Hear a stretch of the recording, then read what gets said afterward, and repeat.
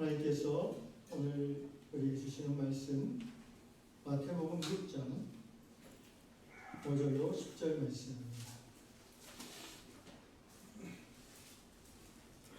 마태복음 6장 5절로 10절 말씀, 제가 한 절 여러분이 한 절 교독하겠습니다. 또 너희는 기도할 때에 외식하는 자와 같이 하지 말라. 그들은 사람에게 보이려고 회당과 큰 거리 어귀에 서서 기도하기를 좋아하느니라. 내가 진실로 너희에게 이르노니 그들은 자기 상을 이미 받았느니라. 너는 기도할 때에 내 골방에 들어가 문을 닫고 은밀한 중에 계신 내 아버지께 기도하라. 은밀한 중에 보시는 내 아버지께서 나오시리라. 또 기도할 때에 이방인과 같이 중언부언하지 말라. 그들은 말을 많이 하여야 들으실 줄 생각하느니라. 그러므로 그들을 묻지 말라. 구하기 전에 너희에게 있어야 할 것을 하나님 너희 아버지께서 아시느니라. 그러므로 너희는 이렇게 기도하라. 하늘에 계신 우리 아버지여, 이름이 거룩히 여김을 받으시오며 나라가 임하시오며 뜻이 하늘에서 이루어진 것 같이 땅에서 이루어지이다. 아멘. 성도는 기도하는 사람입니다. 예수를 믿는 그리스도인임에도 그의 삶에 기도가 없다면 그는 그리스도인이 아니거나 낙심해 있는 실족한 그리스도인일 것입니다.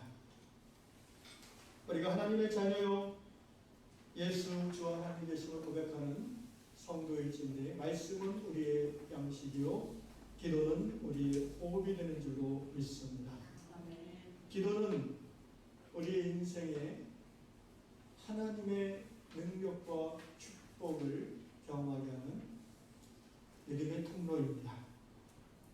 기도 없는 인생은 실패한 인생일 수밖에 없고, 기도 없이 성공한 인생도 실패할 수밖에 없는 인생입니다.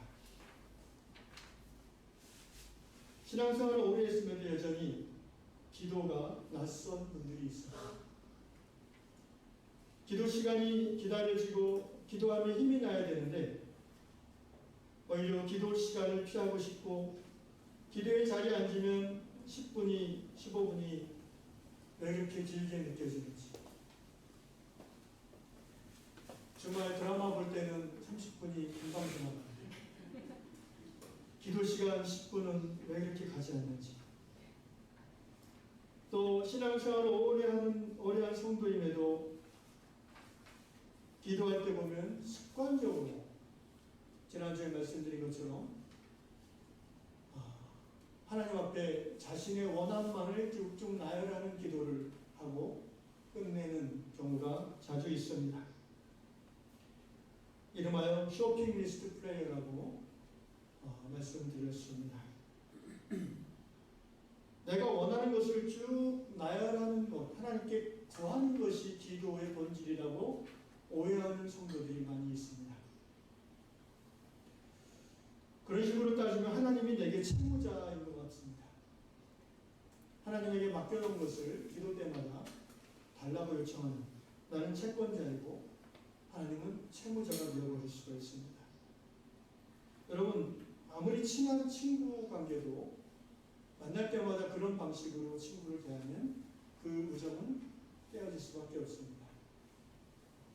하물며 나를 구원하시고 나를 지으신 그분과의 만남 가운데 아주 습관적으로 나의 요구만을 계속해서 요청한다면 우리의 기도는 뭔가 근본에서부터 잘못됐다라고 인정해야 될 것입니다.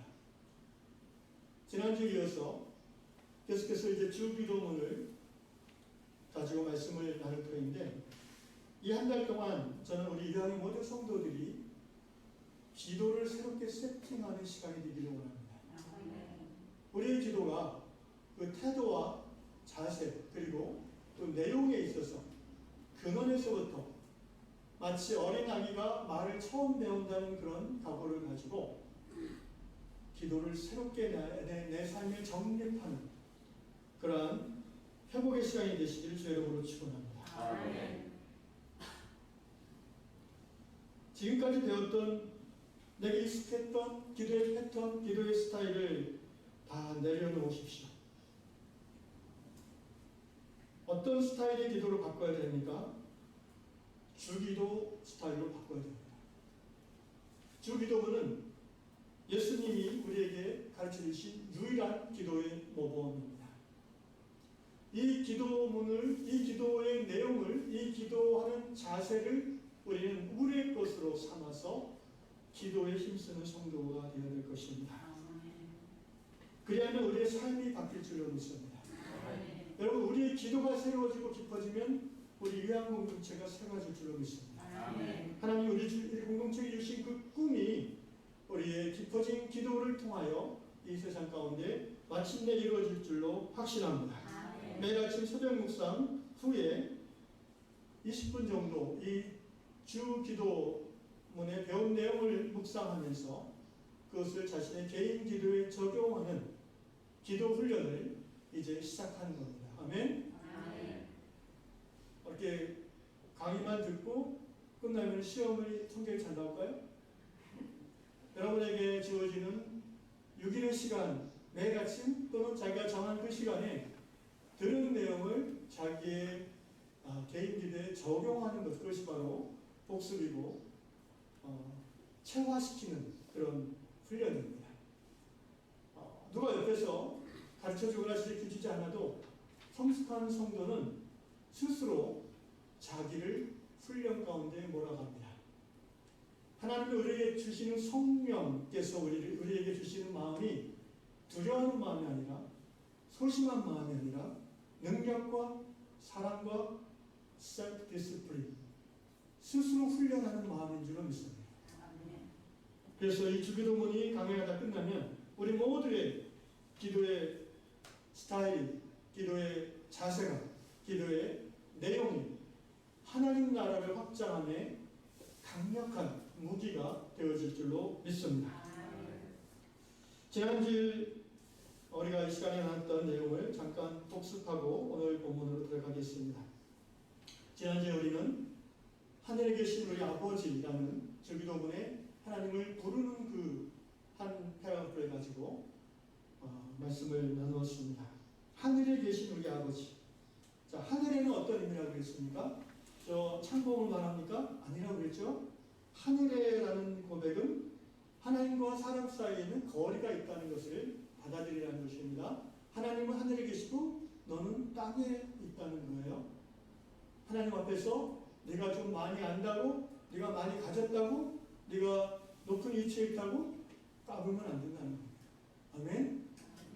원자폭탄을 발명했다고, 핵연료를 발견했다고, 바다 밑 만배탄 밑에 뭐가 있는지를 발견했다고? 아니요. 하나님의 무한하심과 영원하심을 비춰볼 때 그것은 남분의 1도 되지 않습니다.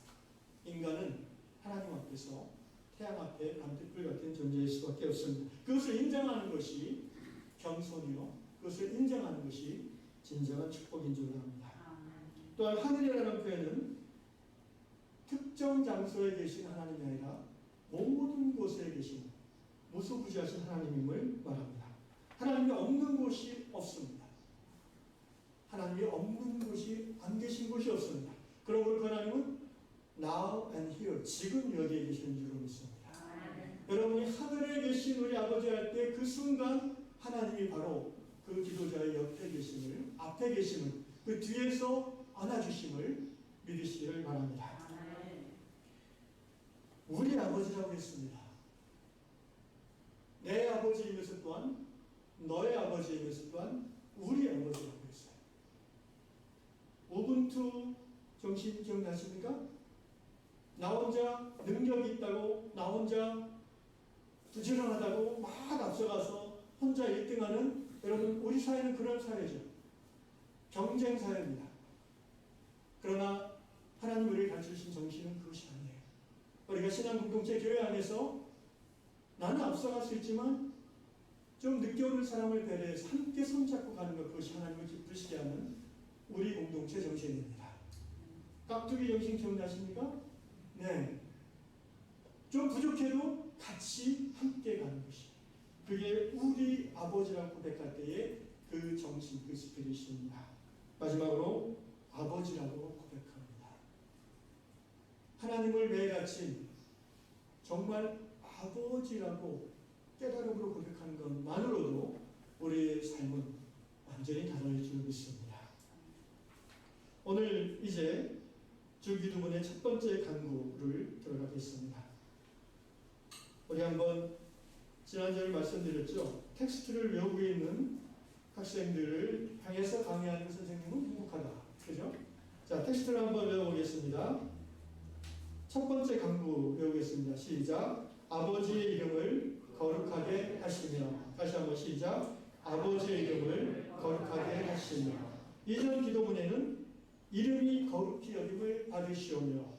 예, 같은 내용입니다.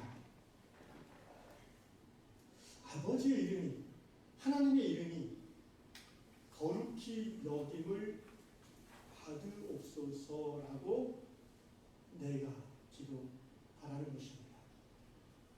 그러면은 아버지 하나님의 이름이 누구에게 거룩히 여김을 받아요?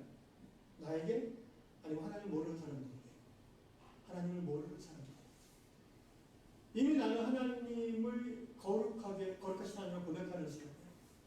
나에게 그렇게 예수께서 기도하라고 말씀하신 이유는 너는 하나님을 거룩하고 너의 하나님을 아버지로 고백하지만 더 많은 세상 사람들은 하나님을 모른다.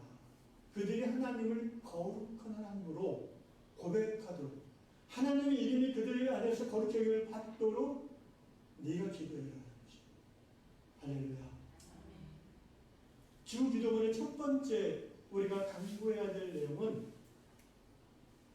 우리 아들, 우리 남편, 우리 아내, 우리 부모, 우리 집, 우리 아파트 평수가 아니라 뭐라고요? 아버지의 이름이 세상 사람들 가운데 높임을 받았어요. 우리가 평소 하는 기도하고 얼마나 다릅니까? 이 첫 번째 주기도문의 강구의 내용에 우리가 충격을 받아야 됩니다. 그저 앉았다 하면 하나님 아버지 주시옵소서라고 하는 우리의 기도 스타일과 얼마나 차이가 납니다. 우리는 부끄러워해야 됩니다. 왜 나는 예수를 오래 믿으면서도 이 예수님의 기도대로 행하지 못했을까? 아버지의 이름이 거룩히 받으시옵소서. 내 이름이 아니라 아버지의 이름이다. 내 영광이 아니라 아버지께서 영광을 받으옵소서. 켈빈이 이렇게 해석했습니다. 이 주기도문의 첫 번째 강구는 쉽게 말하면 하나님의 영광을 받게 하옵소서 한 기도다. 이렇게 존 켈빈 목사님이 해석했습니다. 우리가 어렸을 때 이런 말을 자주 가끔 듣습니다. 그 네 자식인지 참 잘 키웠네. 그런 거 들어보셨죠? 네. 그 얘기를 10m 떨어진 아버지가 길 가다가 딱 들었어요. 아버지 기분이 어떨까요? 입이 쫙 올라가시겠죠? 아버지가 가고 있는데 아들이 저 앞에서 어떤 선생님이 야, 그 참 네 자식인지 반듯하다, 잘 키웠다. 그러면 아버지가 기분이 좋아지죠. 반대로 야야야, 네 집 자식인지 그거 아니야? 이러면 어떻게 돼요? 아버지의 마음이 힘들어지죠. 그럼 하나님의 이름이 거룩히 여김을 받으옵소서라고 기도할 때 그렇게 말하고 기도하고 끝나는 것이 아니라 그러면은 내가 아버지 아들이니까 내가 아버지 자식이니까 딸이니까 내가 그렇게 살아야 되겠다라는 결단이 있어야 된다는 거죠. 아멘? 그냥 아무 생각 없이 아버지의 이름에 거룩히 여김을 받으시옵소서 아멘하고 삶에서 그 기도가 드러나지 않는 것은 그거야말로 그 중언부언하는 것과 마찬가지입니다. 그냥 주절되는 거예요. 기도가 아니라 그냥 혼자서 기도문을 아무 생각 없이 그냥 엎드린 것밖에 안 돼요. 아버지 이름이 거룩을 받으시옵소서라는 그 강구의 이면에 있는 내 안에 내 마음은 주님 제가 그렇게 살게 하옵소서 라는 고백인 거죠. 자, 하나하나 차근차근 좀 살펴보시겠습니다. 아버지의 이름이라고 했습니다. 하나님의 구약성경에 나오는 하나님의 이름이 무엇입니까? 창세기 1장은 엘로힘이라고 히브리어로 하고요. 2장에는 여호와, 어떤 우리말이라고 그랬죠. 여호와는 야훼가 몸에 가까운 말인데, 근데 한번 생각해 보십시오. 지금 제가 하는 얘기는 좀 이제 어렵게 들릴 수가 있는데요. 여러분이 선입관을 다 내려놓고 그냥 순수하게 한번 들어보십시오. 이해가 안 가셔도 괜찮은데, 하나님의 이름이 무엇일까요? 출애굽기, 그러니까 엘로힘 하나님이라고 하는 그 말은 이제 보통 일반 명사잖아요. 그냥 신이라는 말이에요. 신가, 그죠? 좀 더 직접적으로 이스라엘 민족에게 주어진, 모세를 통해 주어진 하나님의 이름이 뭐라고 우리가 알고 있습니까? 출애굽기 3장 14절에 야훼로 알고 있습니다. 자, 모세가 제가 이스라엘 백성에게 가서 당신은 뭐라고 얘기해야 됩니까? 당신의 이름이 무엇입니까? 라고 물어본 거죠. 그때 하나님께서 I am that I am, 영어 성경에 되어 있습니다. 우리말로 번역하면 하나님께서 모세에게 당신의 이름을 뭐라고 얘기하셨냐면은 나는 나인데, 나는 나다, 나는 있습니다, 나는 스스로 존재합니다. 여러분, 이게 모세의 질문에 대한 대답입니까? 대답일 수도 있고요, 아니면 대답을 거절한 의미일 수도 있습니다. 왜 그렇게 말씀하셨을까요? 내 이름을 너희가 무엇이라고 딱 규정하는 그 순간 너희는 하나님이 나를 제한할 수밖에 없다라는 인간의 연약함을 아시는 하나님의 생각이 그렇게 표현됐다고 저는 생각합니다. 하나님은 우리가 그분의 이름을 안다고 해서 그분을 다 알 수 없는 거죠. 하나님은 인간의 이성과 인간의 생각으로 다 포착될 수 없는 영원하시고 무한하신 하나님이세요. 그런데 우리가 하나님의 이름을 뭐로 딱 정하는 그 순간 그 하나님이 제한을 받을 수밖에 없어요. 그래서 모세 이전에 하나님은 보통 일반적으로는 엘로힘, 하나님이라고 불렀지만 사람들이 이스라엘 민족의 어떤 그 가까운 관계로서의 표현은 아브라함과 이삭과 야곱의 하나님, 너희 조상들의 하나님이었어요. 근데 그게 이름이에요? 아니잖아요. 하나님은 사실 어떤 이름으로도 표현되기 어려운 분이에요, 사실은. 나는 스스로 있는 자이다, 나는 나다, 그건 이름이 아니라 당신의 존재 양태를 언어로, 인간의 언어로 설명해 주신 것뿐이죠. 하나님은 이름이 필요 없으세요. 그리고 하나님은 인간에게 자기 이름을 설명할 의무가 없으세요. 피조물인 인간이 창조주를 이름 지어서 어쩌겠다는 거예요. 제가 이제 공부했던 그 도덕경 보면은 노자라는 분이 이제 동북아 사상가죠. 노자 도덕경 1장에 보면 도가도 기상도라는 표현이 있어요. 명가명 기상명이라. 도가 도일진데 더 이상 도가 아니다. 명가명, 어떤 이름이 이름일진데 더 이상 이름이 아니다라는 거죠. 도는 여기서 진리, 영원한 어떤 절대자를 의미한다고 볼 수가 있는데, 우리가 어떤 진리를 가르쳐서 이게 진리야라고 딱 규정하는 그 순간 그 진리는 더 이상 진리가 되기 어렵다는 거죠. 무슨 말입니까? 우리가 하나님을 이름을 딱 정해서 어떤 형상을 딱 만들어가지고 이게 우리 하나님이야 라고 규정하고, 여러분 그 규정하는 것이 내가 하나님을 이해하고 따르는 방편으로서만이 사용되어지면 큰 나쁜 점은 없는데, 인간의 속성상 항상 자기가 깨달은, 자기가 믿는, 자기가 이렇다고 생각하는 그 하나님을 타인에게 강요하려는 속성이 있어요, 인간. 그렇지 않습니까? 좋은 의미든 나쁜 의미든, 야, 그거는 신이 아니고 이게 진짜 신이야, 이걸 믿어. 이거 안 믿어? 너 그럼 인간도 아니야. 이슬람의 선교 방식이 그거 아니에요? 코란 아니면 뭐예요? 칼. 우리 기독교도 과거에 그랬던 부끄러운 기억들이 많이 있고요. 19세기, 20세기 선교 역사 속에서도 그런 잘못된 그 가치관, 교만함에 토대한 선교 방식들이 일반화됐었습니다. 요새는 많이 좀 좋아졌다고 봅니다. 여전히 선교 현장에서 어떤 내가 규정한 하나님, 이것만이 참 하나님이야 라고 그 선교 현장이 그들의 문화와 그들의 모든 독특함을 한글이 무시하고 내가 믿는 하나님이지만 사실은 내가 믿는 하나님이 아니라 내가 믿는 교회를 거기 심어보려고 하는 거죠. 그런 걸 갖고서 제국주의적인 선교 형태라고 합니다. 그럼 어떻게 해야 되느냐?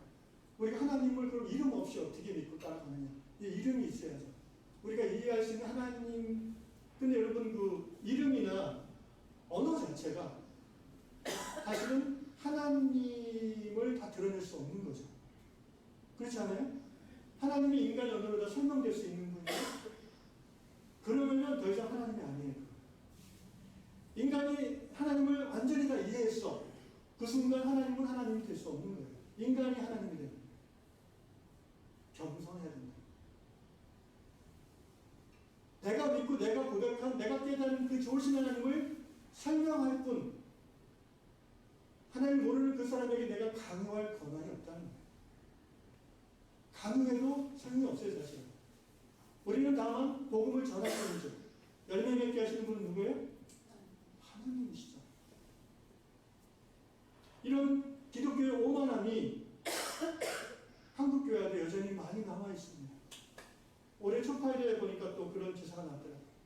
저기 종로의 조계산가요? 그 앞에서 초파일날 몇십 명의 사람들이 이렇게 막 찬송가 부르고 이렇게 소리 지르고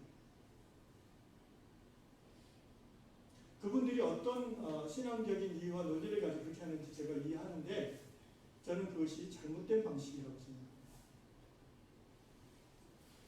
만약에 정말 그 불자들을 불쌍히 여겨서 복음을 전하고 하나님을 그들에게 알려주고 싶은 마음이 있다면 그 앞에 나가서 그들의 원망과 그들과 원수되는 그런 모래한 일을 하는 것이 아니라 조용히 그 앞에서 보이지 않는 곳에서 하루 종일 금식하면서 그들을 위해서 기도하는 것이 하나님을 더 기쁘시게 하는 방법이 있습니다. 이 오만한 기독교의 모습을 우리는 내려놓아야 됩니다. 우리는 예수님을 닮아야 되지 로마의 황제를 닮아가서는 안 되는 거예요. 그래서 하나님은 하나님의 이름이 거룩함을 받으라는 그 말은요, 결국 하나님 자신이 거룩히 여김을 받으라는 의미입니다. 두 번째로 하나님의 이름은 이제 우리에게 해당되는 건데 예수라는 이름이 있습니다. 아멘. 이건 우리끼리 하는 거예요. 우리 밖에 있는 하나님을 모르는 분에게 예수가 하나님이라고 강요할 수 없어요. 좋은 관계 속에서 내가 설명할 수는 있고 또 친절과 온유와 배려와 섬김을 통해서 내 안에 있는 예수를 그가 느끼도록 기도하고 도와주는 것은 당연하지만 너 예수 안 믿고 부처 믿으면 마귀 새끼야 뭐 이렇게 얘기하면 대단히 무례한 기독교의 모습이야.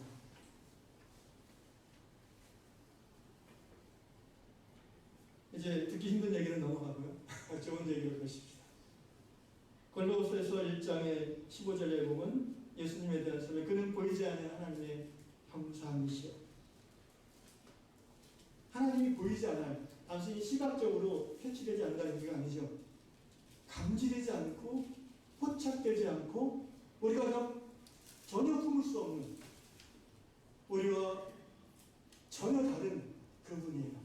그런데 그분이 당신의 긍휼과 자비로 당신을 계시하시는 것이 바로 예수님이에요. 보이지 아니하시는 하나님의 형상이라는 말은요, 보이게 됐다는 거예요. 예수님은 우리 가운데 나타나신 하나님의 형상의 극대치라고 저는 믿습니다. 그러니까 우리가 하나님을 정확히 정확히 알 수 있는 유일한 길은 예수밖에 없는 거예요. 믿습니까? 그래서 예수께서 I am the way라고 선포하신 거예요. 나는 길이요. 어떤 길? 아버지 하나님께로 가는 the way예요. ways가 아니에요. 여러 길이 없어요. 오직 예수만이 우리가 하나님께로 갈 수 있는 길이요 진리인 줄로 믿습니다. 골로새서 1장 18절 그는 몸인 교회의 머리시라 그가 근본이시다. 모든 피조물보다 먼저 나신 자요 그가 만물 위에 계시고 만물 지으신 분이다. 한 아버지의 이름이 거룩하게 받으시옵소서라고 우리가 기도할 때에 이 아버지의 이름, 하나님의 이름이라는 그 고백을 하면서 우리는 예수가 떠올라요. 말씀드린 대로 예수의 이름이 사람들에게 높임을 받게 하옵소서. 내가 그렇게 살겠습니다라는 고백이죠. 역사적 예수, 1세기 팔레스타인 유대 땅에 살았던 예수라는 청년, 동정녀 마리아로부터 이 땅에 탄생하셔서 33살 정도의 비참한 십자가 고통과 고문과 죽음을 당하고 3일 만에 다시 살아나시사 승천하신 스스로 하나님의 아들임을 구원자임을 증거하신 그 예수가 우리에게 찾아오신 하나님의 유일한 이름인 것을 믿습니다. 그 예수의 이름이 여러분 귀에 어떻게 들리십니까? 주의 이름은 예수의 굴가고 그런 찬양이 느로시 하시는 분이 있어요. 이 귀에 음악 같으니 참나되도다. 뭐가 내 귀에 기쁨이 돼요? 예수의 이름. 이 이름이 우리의 삶 가운데 드러날 때 이 이름의 권세와 이 이름의 능력과 이 이름이 우리에게 하는 그 하나님의 놀라운 사랑이 우리 삶 가운데 풍성하게 경험되어질 때에 우리의 삶이 사람들로 하여금 하나님께 영광을 돌리도록 하는 삶이 될 수 있는 줄 믿습니다. 결국 우리가 예수의 이름을 붙잡고 예수의 이름의 권세와 능력을 날마다 경험하는 그 예수의 이름을 가진 자답게 살아감으로써 아버지의 이름이 거룩히 여김을 받으셨으라 우리의 기도가 응답되어질 수 있는 것입니다.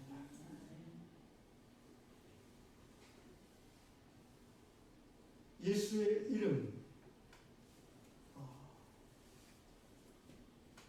그 이름에는 하나님의 창조주의 능력이 있어요. 마태복음 16장 예수께서 제자들에게 너희는 나를 누구라 하느냐. 베드로 사도가 대답했습니다. 저는 그리스도시요. 당신은 그리스도시요. 그리스도란 말은 당신은 구원자, 메사이아, 메시아십니다. 구세주란 말입니다. 그리고 당신은 하나님의 아들, 곧 하나님이십니다. 요한복음에 의식 많은 도마의 고백으로 치환하면 나의 주, 나의 하나님이시나이다. 바로 예수가. 그때 예수께서 베드로에게 요나 시몬아 네가 복이 있구나. 이를 너에게 알게 하신 분은 하나님이시다. 네가 혈육으로 아는 것이 아니라 네가 머리 좋아서 공부 많이 해서 한 게 아니라 하나님 아버지께서 내 아버지께서 이렇게 깨닫게 하신 거다. 그러면서 내가 이 고백 위에 교회를 세우리라 라고 선언하셨습니다. 베드로의 그 신앙 고백과 같은 고백을 하는 그 사람들 위에 그 예수가 주와 하나님 것을 고백하는 그 믿음 위에 교회를 세우시라고 선포했으며 또한 이렇게 말씀하셨습니다. 이 반석 위에 내 교회를 세우리니 음부의 권세가 이기지 못하리라. 아멘. 음부의 권세, 지옥의 권세, 사망의 권세, 죽음의 권세, 질병의 권세, 우울함의 권세, 절망의 권세가 이 믿음의 고백 위에 세워진 그리스도의 교회를 전혀 이길 수 없겠다는 예수님의 선포입니다. 그러면서 예수께서 베드로에게 내가 너에게 천국 열쇠를 주겠다. 근데 사실 이 말은 베드로 개인을 말하는 것이 아니라 같은 내용이 마태복음 18장 18절 이하에 보면은 두세 사람이 내 이름으로 모여 기도하는 그 교회를 의미합니다. 교회에 천국 열쇠를 주시겠다는 거예요. 여러분 천국 열쇠라고 했을 때 우리가 너무 이렇게 유아틱하게 받아들이면 안 돼요. 천국 문을 열고 닫고 그런 의미가 아닙니다. 우리가 죽어서 천국 가려면 로마 카톨릭이 말하는 대로 교황이 베드로의 후예인 교황이 파라키아 들어가고 그런 거 아닙니다. 여러분 천국 다른 말로 하나님 나라죠. 아멘. 하늘나라 이미 하나님 나라 우리가 예수 믿고 구원받은 그때에 우리의 삶 가운데 임한 줄로 믿습니다. 천국은 이미 시작된 줄로 믿습니다. 그런데 뭐 또 천국 열쇠를 주시겠다는 거죠? 이거는 하나님 나라의 그 모든 놀라운 좋은 것들을 너희가 이 땅에서 예수의 이름으로 선포하고 기도할 때에 그것들이 흘러나갈 수 있는 열쇠라는 의미죠. 그래서 너희가 묶으면 하늘에서도 묶일 것이요 땅에서 묶으면 너희가 땅에서 풀면 하늘에서도 풀릴 것이라고 마태복음 16장 말씀해 주셨고 마태복음 18장에서도 너희가 땅에서 내면 하늘에서도 매일 것이요 무엇이 땅에서 풀리면 하늘에서도 풀리리라. 쉽게 말하면 천국의 복이 바로 예수 믿는 우리들의 기도와 삶을 통해서 세상 가운데 흘러갈 수도 있고 막힐 수도 있다는 겁니다. 그러니까 천국 열쇠라는 표현이 틀리지 않죠. 왜냐하면 예수 믿는 우리 교회를 통해서 사람들이 천국을 경험할 수밖에 없습니다. 믿습니까? 그렇잖아요. 우리가 아버지의 이름이 거룩함을 받으옵소서라는 그 기도에 합당한 삶으로 사람들이 하나님을 알고 하나님께 영광을 돌리게 되고 하나님 안으로 들어올 테니까 그게 천국 열쇠라는 거죠. 구체적으로 무엇을 풀고 무엇을 묶습니까? 예수님은 죄의 종된 사슬에서 우리를 풀어주시고 사단 마귀의 어음에서 건져주시고 질병에서 치유해주시고 가난함에서 부유함으로 우리를 옮겨주셨습니다. 이제 그 이름을 믿는 교회는 마귀에게 묶인 모든 묶임, 곧 육신의 묶임, 마음의 묶임이 풀어질 것을 기도하고 선포할 수 있는 것입니다. 바로 오늘 우리가 그렇게 풀어질지어다라고 선포할 때에 이 기도를 받는 그 사람들의 삶에 풀어짐의 역사가 있는 줄로 믿습니다. 또한 우리가 마귀의 모든 괴계와 역사를 예수 이름으로 묶는다고 선포할 때에 그렇게 기도할 때에 마귀의 묶임 가운데 헤어나지 못하는 많은 사람들의 삶이 자유함으로 나아갈 줄로 믿습니다. 그것이 바로 우리에게 주신 예수 이름의 권세인 것입니다. 이 이름에 권세가 있습니다. 이 이름에 능력이 있습니다. 사도 베드로는 사도행전 3장에서 이 이름으로 안진뱅이를 일으켰습니다. 은과 금은 내게 없거니와 내게 있는 것으로 너희를 주노니 곧 나사렛 예수의 이름으로 일어나 걸으라. 베드로는 가진 재산은 하나도 없었지만 자기 안에 가진 게 있어요. 여러분 예수 이름을 갖고 계십니까? 아멘. 예수 이름이 내 안에 있나요? 아멘. 그러면 그 이름으로 선포할 때에 마귀의 묶임이 풀릴 줄로 믿습니다. 아멘. 안진뱅이, 남에서부터 하반신 신경마비인 그 환자가 예수의 이름의 권세로 그 묶임이 풀어져서 바로 일어나서 그는 걸었네, 그는 뛰었네, 그는 찬양했네. 할렐루야. 우리가 예수 이름의 권세를 우리 삶 가운데 먼저 누리고 이 권세를 사용할 때에 세상 사람들이 아버지의 이름이 놀라운 이름이요 거룩히 여김을 받게 된다는 것입니다.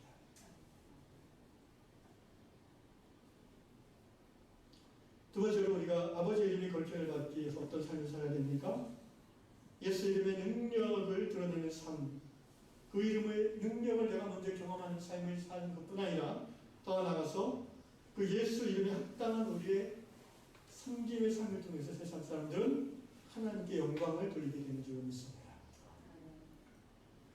이 부분은 다 아는 내용이기 때문에 간단한 이화를 하나 들고 이제 정리하려고 합니다. 대구 서울교회 정주만 장로, 김영숙 권사 부부의 삶을 제가 이화로 들어보겠습니다. 서영교회를 창립한 분이라고 합니다.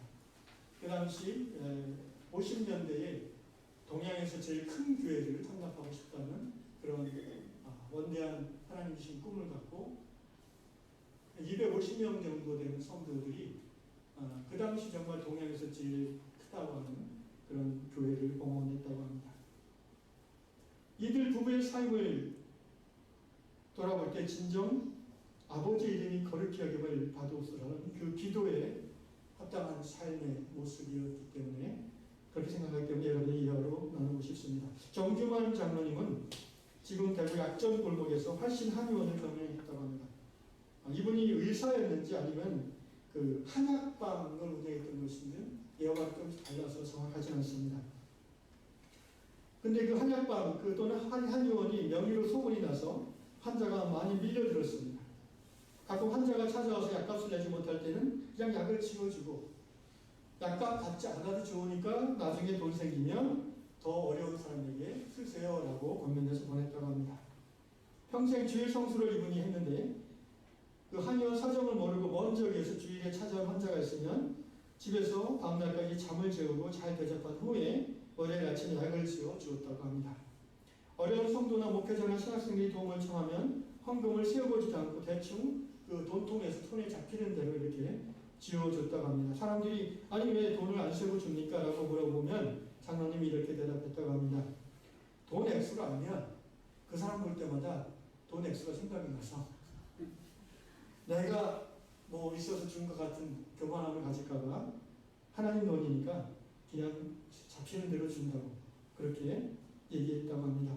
그분의 그 사무실에는 돈통이 세 개가 있다고 합니다. 하나는 자기 집안 생활을 위한 그 돈 담아두는 통, 하나는 교회에 헌금하기 위한 돈 담아두는 통, 또 하나는 그 어려운 이웃을 돕기 위한 그런 목적의 돈 담아두는 통이 세 개가 항상 있는데 늘 그 액수가 비슷했다고 합니다. 전국의 수많은 목회자와 교회들이 이 장로님의 도움을 받았고 수백 명 이상이 이분을 통해서 큰 은혜를 경험했다고 합니다. 또한 장로님은 주의 종들을 끔찍히 섬겼다고 합니다. 장래가 있어 보이는 신학생에게 장학금을 지원해주고 공부를 시켰는데 나중에 그분이 자기 교회 담임 목사로 오셨습니다. 그렇지만 과거의 일을 전혀 얘기하지 않고 오히려 그 목사님의 가방을 받아들고 꼭 뒤에서 따라 걸었다고 합니다. 그 부인이 김영숙 권사님의 일화도 유명합니다. 집에 날마다 수십 명의 거린들이 찾아왔는데 하루는 그 집에서 일하시는 참모 되시는 분이 거린을 타박하면서 밥을 주는 걸 이 권사님이 보시고는 방으로 그분을 불러서는 성경 말씀 같은 걸 푸시면서 잔잔한 소리로 타일렀다고 합니다. 여기 작은 자 하나를 대접한 것이 예수님을 대접한 것입니다. 그로부터 이 참모가 이분이 태도가 바뀌어져서 거지가 한 명이 와도 작은 상에다가 깨끗하게 닦아서 밥과 국을 반찬을 도와줬다고 합니다. 시장에서의 권사님이 물건을 살 때 절대 값을 깎지 않고 그냥 부르는 대로 다 주고 산다고 합니다. 그래서 옆에 분들이 권사님 그러면 안 돼요. 여기 깎아야 돼요. 막 그랬더니 권사님이 뭐라 하시냐면은 내가 예수 믿는 사람인 거 이들이 다 아는데 깍쟁이라고 저한테 얘기하면 어떡하냐. 차라리 내가 손해보고 이들에게 내 안에 계신 예수를 좀 보여주는 게 낫지 않냐. 이 말은 제 표현입니다. 그렇게 얘기하셨다고 하고요. 그래서 권사님을 통해서 많은 시장 상인들이 교회를 나가게 됐다고 합니다.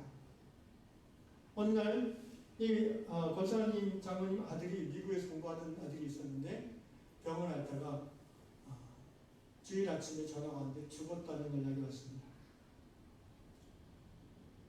권사님이 그 소식을 듣고 그 주위 가족분들이 권사님 오늘은 교회 가지 마시고 집에서 그냥 혼자 기도하십시오. 그게 좋지 않겠어요? 이렇게 얘기했을 때 권사님이 눈물을 닦고는 바로 옷을 차려입고 교회를 가셨다고 합니다. 왜 꼭 그렇게까지 하십니까? 라고 물었을 때에 내가 전도할 많은 사람들이 우리 교회에 있는데 오늘 내 아들을 아침에 천국에 보낸 이 주일에 내가 슬픔으로 예배를 빠진다면 그들이 어찌 천국을 소망할 수 있겠는가. 그러면서 옷을 차려입고 교회에 가서 예배를 드리셨다고 합니다. 사랑하는 형제자매들, 우리는 주기도문의 첫 번째 기도의 내용을 오늘 나눴습니다. 아버지의 이름이 거룩히 여김을 받으옵소서. 두 가지가 우리 삶 가운데 실천되어야 되겠습니다. 첫째는 예수의 이름의 권세와 능력을 내 스스로가 먼저 체험하고 또 그것들을 통해서 묶인 자, 갇힌 자들에게 자유함을 선포할 수 있어야 되겠습니다. 두 번째는 그 예수의 이름에 합당한 배려와 헌신의 삶을 살아야 되겠습니다. 우리가 아침마다 이렇게 아버지의 이름이 거룩함을 받으시옵소서라고 기도할 때에는 내가 그렇게 살기를 원하나이라는 나의 고백과 결단이 함께 드려지는 것입니다.